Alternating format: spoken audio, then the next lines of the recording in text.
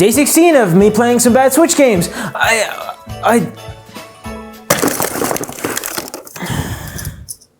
Tiny Racer? But I have a burger right here. Russ has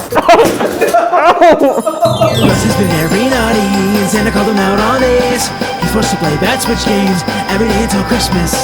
If he can survive this task, Santa will change his mind. Can he make it through all of them, and in the end, what will he find? Tiny Racers looks like it wants to be the new Micro Machines, which were top-down racers stretching all the way back to the NES. Those are some big shoes to fill. Or should I say, tires. Let's see how it stacks up. At first launch, the game immediately opens up to a tutorial. No main menu or anything. Whoa, the controls are really touchy, but it actually looks really good. There's even a depth of field effect in the distance, to give it that shallow depth of field that close-up photography is known for. After that, we get to the main menu, and there's not much here. Just play, multiplayer, and settings. The music, though, sounds like it's straight out of kindergarten classroom, and menus look cheap. This is literally just a PNG on top of a moving background. You can choose your game mode and then select the vehicle. There are only a few to choose from, but they don't tell you what's different about them aside from the look of it. But we gotta go fast, so let's take the Lamborghini. Oops, I accidentally respawned by clicking the wrong button. Guess I forgot the controls from the tutorial already. The game looks great, but that blur, while it looks nice, actually makes it hard to see what's coming up ahead, making it easy to fall off the track and get stuck. Also, the bam and pow cartoon effects when you hit something get old really fast. The physics just feel really weird and take some getting used to. It's kind of hard to explain. The cars feel light, but when they're in the air, the gravity feels super heavy, and they drop really fast. I think they tried to replicate how real remote control cars feel. I'm not sure what happened to the music here. Is there no music, or did it just become so quiet I can't hear it anymore? The cars do have collision, but they still clip through each other far too often.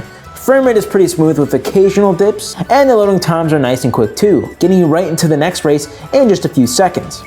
The textures are clean and crisp, especially for a Switch game. It puts a certain red and purple first-party Switch game to shame in my opinion. The shadows have this weird splotchiness to them though, but at least the cars have shadows. The models for the car themselves are nothing to write home about, but it does feel like they are meant to look like toy cars, so it kind of fits. The lighting and shadows throughout are pretty good. It's definitely not one of the worst looking games on Switch.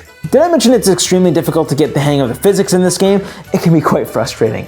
Some of the vehicles have some pretty big disadvantages. The van is so big and it's really hard to land on its wheels and not flip over on every jump. Definitely gives the smaller cars an advantage in this regard.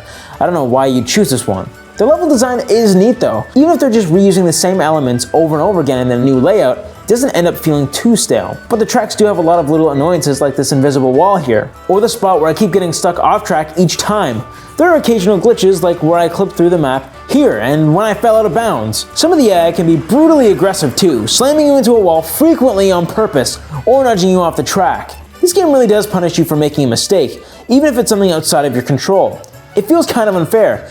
It makes every jump feel like a big risk. I would show you other levels, but this game's AI is so difficult on easy mode that I feel like I need to spend quite a while to grind through these tournaments to actually unlock more levels because it's just so unfair at points. So I never managed to unlock anything new. Whoa, this game has graphics options. That's rare for a Switch title. We need to check this out. Ultra. The frame rate has taken a bit of a hit, but small touches like the lighting and shadows under the cars are actually better. It's just nice to see any customizability in a Switch title at all. It made an already good looking Switch game look better. But personally, I don't think it's worth the trade in frame rate, and it might make the battery drain faster. So we went to try multiplayer, but it defaults the controls to having to split the Joy-Cons. There's no option to use another controller. And if you try, some of the controls on the Pro controller just won't function.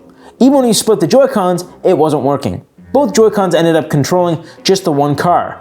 I've never experienced this before. I tried multiple controller configurations, but I could not get this to work for the life of me. I don't know what it was, but this is a broken mess, and it's impossible to play multiplayer. I don't know if I'm missing something, but it's literally impossible to play it. Have you ever had a game that just didn't make you want to play it anymore?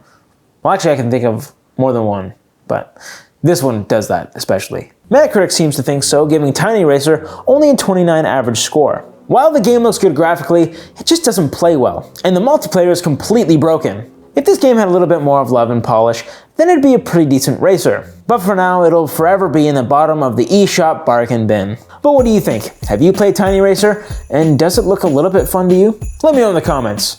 And if you like this video, please consider subscribing and liking. I hope to see you in the next one. See you later.